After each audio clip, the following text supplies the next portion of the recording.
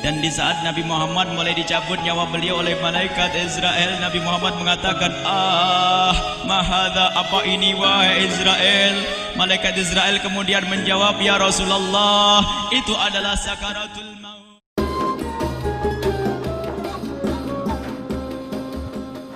Malaikat Jibril berkata, ya Rasulullah, di depan ada malaikat Israel mau masuk. Kata Rasulullah, boleh masuk, silakan. Kemudian malaikat Israel mengucapkan salam, dan setelah mengucapkan salam, malaikat Israel menawarkan, ya Rasulullah, aku disuruh oleh Allah untuk mencabut nyawamu atau membiarkan engkau.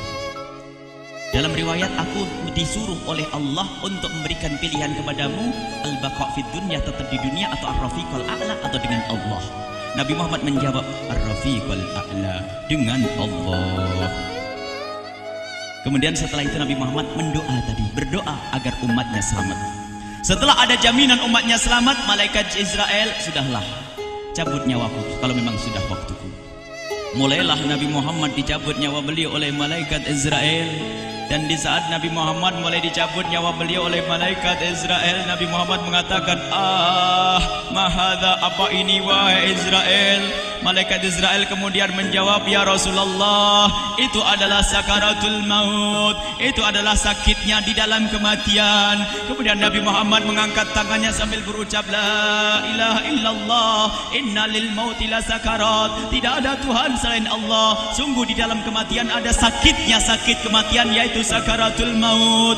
Kemudian Nabi Muhammad memohon, ya Allah, Allahumma khafif alayya sakaratul maut, ya Allah, ringankan sakaratul mautku ini, ya Allah. Dijawab oleh malaikat Israel, ya Rasulullah, itu sudah aku ringankan 70 kali. Nabi Muhammad menoleh, apa malaikat Israel? Sudah kau ringankan 70 kali keringanan? Iya ya Rasulullah, sungguh aku tidak pernah mencabut seorang hamba lebih lembut dari cara mencabut nyawamu. Ini sudah aku ringankan 70 kali.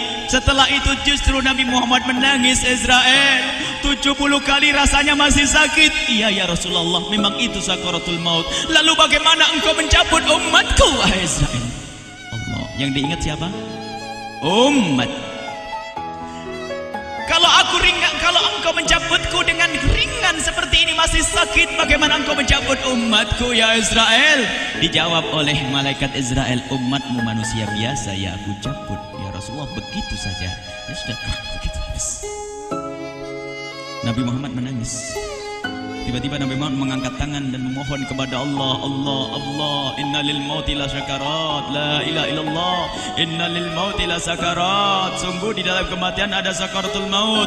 Allahumma khaffif ala ummati sakarat maut, ya Allah, ringankan dari umatku sakaratul maut, wa thaqqil alayya, dan bebankan kepadaku. Sampai tidak sadar doanya Nabi Muhammad seperti itu, thaqqil alayya, itu doa cinta. Seorang ibu yang pernah punya anak, tuh lihat kalau doa Rasulullah ini masih dilakukan. Bagaimana Rasulullah bisa doa begitu? Itu bahasa cinta yang tidak bisa diterjemahkan dengan oleh akal. Seorang ibu kadang-kadang, ibu yang di belakang nih, ibu mau dikasih sakit oleh Allah? Mau, Bu? Ibu jauh sekali. Ibu mau dikasih sakit? Jawabnya tidak mau. Tapi suatu ketika seorang ibu melihat anaknya sakit, ngomong, sudahlah nak, jangan kamu yang sakit, biar ibu yang sakit. Ada atau tidak? Kenapa ngomong begitu? Itu bahasa cinta itu. Tidak rela kalau anak ini sakit, biar aku saja yang sakit. Itu yang dirasakan Rasulullah. Sakaratul maut begitu sakitnya, membayangkan betapa sakitnya umat Nabi Muhammad di saat dicabut nyawa beliau. Maka Rasulullah mengatakan, ya Allah, ringankan sakaratul maut dari umatku, bebankan kepadaku saja, ya Allah. Wala sawfa yu'tika fatarda. Permintaan Nabi Muhammad tidak ditolak oleh Allah, dikabul dan dikabul, wahai Muhammad. Sallu ala Nabi Muhammad. Dan benar, sakaratul maut kita ditahan oleh Rasulullah, ditanggung oleh Rasulullah, sehingga digambarkan oleh Imam Bukhari di saat Nabi Muhammad dicabut nyawa beliau, Siti Aisyah yang ada di situ. Rasulullah berada di pangkuan Siti Aisyah, yang saat itu Siti Aisyah melihat keringat dingin keluar dari kening Rasulullah. Siti Aisyah tidak pernah melihat keringat keluar seperti itu. Bahkan di saat dipegang kepala Rasulullah, panasnya melebihi dari panasnya orang biasa. Setiap kali ada kain dicelupkan di air, ditempelkan di kening Rasulullah langsung mengering. Saat itu Nabi Muhammad mengucapkan kalimat la ilaha illallah innal lil mauti la sakarat. Kemudian Nabi Muhammad berpesan dengan banyak pesan, dan di antara pesan Rasulullah adalah akri minni ala ummati salam, akri minni salam ala ummati wa ala man ittaba'ani wa ala man tabi'ani min ila yaumil qiyamati. Aku titip salam kepada umatku dan orang yang mengikutiku sampai hari kiamat. Sadari salam Rasulullah.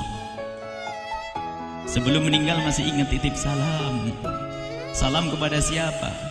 Bukan salam kepada siapa-siapa, tapi salam kepada kita. Maka mari kita mengucapkan salam kepada Rasulullah, karena Rasulullah sudah salam duluan kepada kita. Mari kita sejenak bersalam kepada Rasulullah dan hadirkan Rasulullah ada di mata kita dan di hati kita. Mari kita bersama-sama mengucapkan salam. Assalamualaikum ya Rasulullah. Assalamualaikum ya Rasulullah. Assalamualaikum ya Habiballah. Assalamualaikum ya Nabi Allah. Rasulullah mengucapkan salam untuk kita. Dan di saat itu Rasulullah keringat dingin keluar, maka oleh Siti Aisyah diusap. Oleh Siti Aisyah diusap. Bayangkan saat itu Nabi Muhammad di pangkuan Siti Aisyah dan diusap oleh Siti Aisyah. Siti Aisyah berkata, keringat Rasulullah mengucur deras hingga aku usap, dan aku usap dengan tangannya Rasulullah. Diusap dengan tangannya Rasulullah. Siti Aisyah memegang tangan Rasulullah sendiri yang digunakan untuk mengusap keringat Rasulullah. Sahabat bertanya, Aisyah, kenapa harus dengan tangan Rasulullah tidak dengan tanganmu? Lihat jawab Siti Aisyah, karena tangan Rasulullah lebih lembut dari tanganku. Sallu ala Nabi Muhammad. Masih sempat nyanjung itu sahabat Nabi. Dalam keadaan begitu masih menyadari kelembutan tangan Rasulullah, jasad Rasulullah, kemuliaan Rasulullah sallallahu alaihi wasallam. Dan aku lebih menginginkan bahwasanya yang menyentuh jidat Nabi Muhammad adalah tangan yang paling mulia di dunia dan di akhirat. Siti Aisyah enggak berani menyentuhkan. Pengennya yang disentuhkan di kening Rasulullah adalah tangannya Rasulullah sallallahu alaihi wasallam. Kemudian setelah itu Nabi Muhammad merasakan sakit yang sangat untuk kita. Kemudian Nabi Muhammad mengangkat tangan tinggi-tinggi mengucapkan la ilaha illallah inna lil mauti la sakarat. Tiba-tiba tangan itu semakin turun dan ditangkap oleh Siti Aisyah. Dan di saat tangan itu jatuh di tangan Siti Aisyah, kemudian tiba-tiba paha Siti Aisyah merasakan berat kepala suci Rasulullah. Dan saat itu Siti Aisyah sadar bahwasanya Rasulullah sudah kembali kepada Allah Subhanahu wa taala. Sallu ala Nabi Muhammad. Siti Aisyah bingung di saat melihat seperti itu. Ditaruh pelan-pelan wajah Rasulullah sambil menangis lalu berkata, Rasulullah sudah meninggal. Para sahabat Nabi pada bingung. Sayyidina Ali tiba-tiba terduduk, nggak bisa berdiri. Sayyidina Uthman nggak bisa ngomong. Ada orang Sayyidina Zaid berkata, aku baru melihat Rasulullah. Setelah ini aku tidak mau melihat lagi selain Rasulullah. Ya Allah, butakan mataku. Aku tidak ingin aku kotori mataku dengan selain Rasulullah. Dan dibutakan oleh Allah. Bermacam-macam kejadian saat itu. Madinah heboh luar biasa dengan meninggalnya Rasulullah sallallahu alaihi wasallam. Dan sungguh meninggalnya Nabi Muhammad adalah menghidupkan hati yang mati kalau orang faham. Tiba-tiba Sayyidina Abu Bakar datang. Setelah Sayyidina Umar mengatakan, siapa yang mengatakan Muhammad meninggal akan aku penggal lehernya. Jangan seperti orang-orang Nabi Muhammad sekarang lagi pergi seperti waktu Musa pergi kepada Tuhannya, kepada Allah, nanti akan kembali kepada kita. Muhammad belum meninggal. Ini adalah karena kecintaan Sayyidina Umar bin Khattab, tidak ingin Nabi Muhammad pergi. Tiba-tiba datang Sayyidina Abu Bakar As-Siddiq lalu masuk ke kamarnya Rasulullah, lalu masuk kepada Rasulullah, kemudian mengecup kening Rasulullah. Dan Sayyidina Abu Bakar berkata, ya Rasulullah, tibta hayyan wa mayyita. Ya Rasulullah, engkau tetap harum dalam keadaan hidup dan harum setelah meninggal dunia. Sallu ala Nabi Muhammad. Hingga sampai setelah hari besoknya meninggal Rasulullah, Senin sore, Selasa malam, Rabu dikubur Rasulullah sallallahu alaihi wasallam. Setelah dikubur, Sayyidat Fatimah bertanya kepada Sayyidina Abdullah ibn Abbas, Sayyidina Anas, wahai Anas, hai Anas, sambil menangis Sayyidat Fatimah Zahra, hai Anas, bagaimana engkau tega?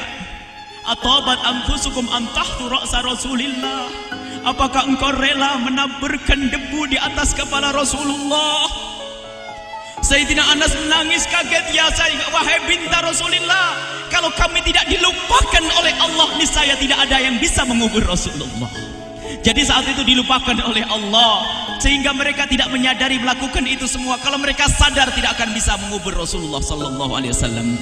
Ini yang diungkapkan oleh Sayyidina Anas, kalau seandainya kami tidak dilupakan oleh Allah, niscaya kami tidak akan mampu mengubur Rasulullah sallallahu alaihi wasallam.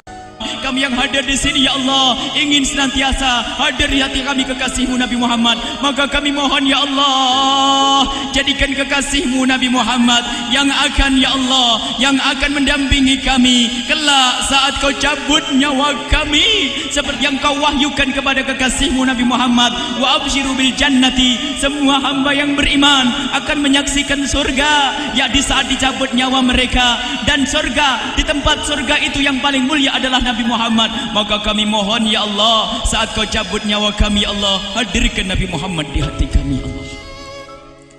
Dan kami mohon, ya Allah, saat di alam barzah nanti, ya Allah, saat yang sangat mengerikan itu, ya Allah, kami mohon hadirkan kekasih-Mu Nabi Muhammad, sehingga kami tidak takut dan gentar lagi dengan malaikat mungkar nakir.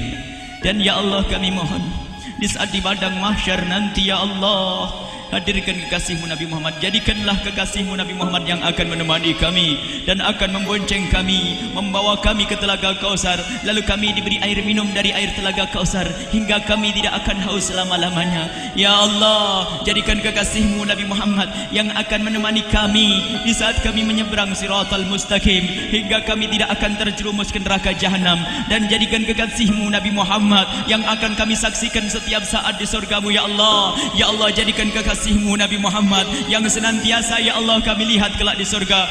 Dan jadikan ucapan kami di akhir hayat kami kelak adalah, ya Allah, adalah kalimat agung dan mulia, La ilaha illallah Muhammadur Rasulullah. La ilaha illallah Muhammadur Rasulullah. La ilaha illallah Muhammadur Rasulullah.